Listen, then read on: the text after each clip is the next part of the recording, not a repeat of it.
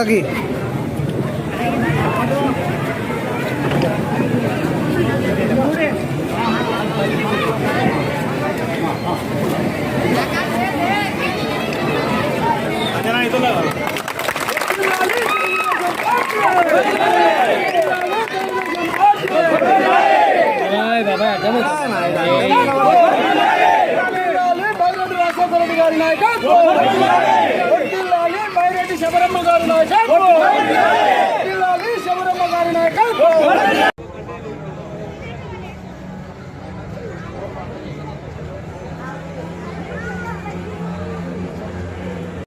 మీరు ఎక్కండి, మాకే అభ్యర్థన మీరు అందరితో పాటు వచ్చిన వాళ్ళు ఎక్కించండి.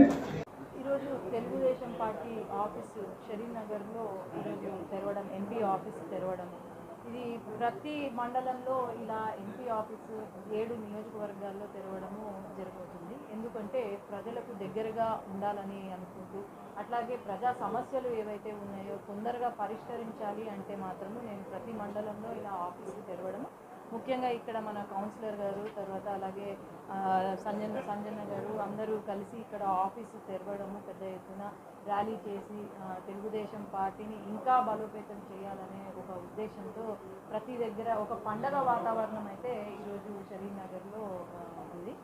అట్లాగే 100 రోజులు పూర్తయిన సందర్భంగా మనకు అందరికీ తెలుసు, 5 సంవత్సరాలు ఏమీ చేయలేని ఆనాడు ముఖ్యమంత్రి ఎవరైతే ఉన్నారో జగన్మోహన్ రెడ్డి గారు ఈ 100 రోజుల్లో మేము చేసి చూపించాము, ఏం చేయగలుగుతాం. 30 వార్డు 29, 30, 31 వార్డు బాధ్యునిగా నేను పనిచేస్తున్నాను. నా పేరు సంజన్న. మేము తెలుగుదేశం పార్టీ అనేక సంక్షేమ పథకాలు కూడా ఏదైతే మేనిఫెస్టోలో విడుదల చేసినారో అవన్నీ కూడా సంక్షేమ పథకాలు పనిచేస్తూ, అదేవిధంగా అన్నా క్యాంటీన్ పేదవాడు ఆకలితో ఉండకూడదని చెప్పేసి 5 రూపాయలకే అన్నము, టిఫను, ఇవన్నీ మంచి కార్యక్రమం తెలుగుదేశం పార్టీ చంద్రబాబు నాయుడు అధ్యక్షుడు ముఖ్యమంత్రి ఆ విధంగా చేస్తున్నాడు. అదేవిధంగా వృద్ధులకు కూడా గతంలో 3000 పెంచడానికి 5 ఏళ్ళు పట్టింది.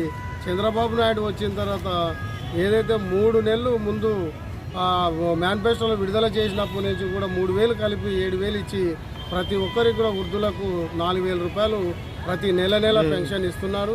అదేవిధంగా మన ఇది పేదవాళ్ళ కోసమే ఈ సంక్షేమ పథకాలు, ఆడవాళ్ళకైతే ఉచిత బస్సు కూడా సౌకర్యం కల్పిస్తున్నారు. అది చాలా సంతోషకరమైన విషయము. ప్రజలందరూ కూడా హర్షిస్తున్నారు. తెలుగుదేశం పార్టీ మంచి కార్యక్రమాలు చేపట్టింది.